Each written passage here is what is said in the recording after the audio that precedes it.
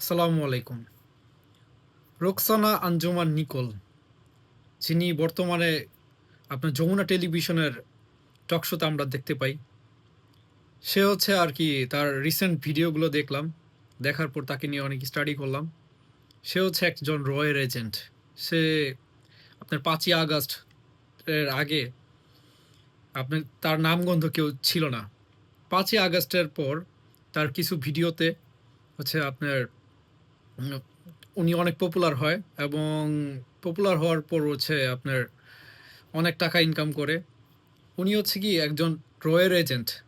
উনি বাংলাদেশ আওয়ামী লীগ এবং হচ্ছে আপনার ইন্ডিয়ার হচ্ছে রয়ের এজেন্ট মিলে হচ্ছে আপনার এই টেলিভিশনে বর্তমানে আছে।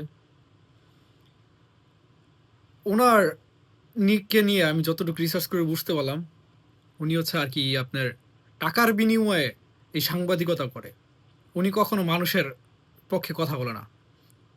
দ্য থিং ইজ, আপনি যদি কোনো ইন্টারভিউতে বা আপনার কোনো উপস্থাপনায় আপনার কোনো প্রোগ্রামে আপনি যদি কখনো গেস্টকে আপনি ইনভাইট করেন, তখন সেই প্রোগ্রামটা আপনার না।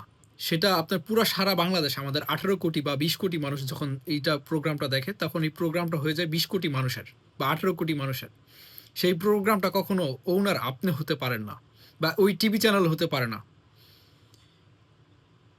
নিকোল, আপনাকেই বলছি, আপনি আসলে একজন রয়ের এজেন্ট।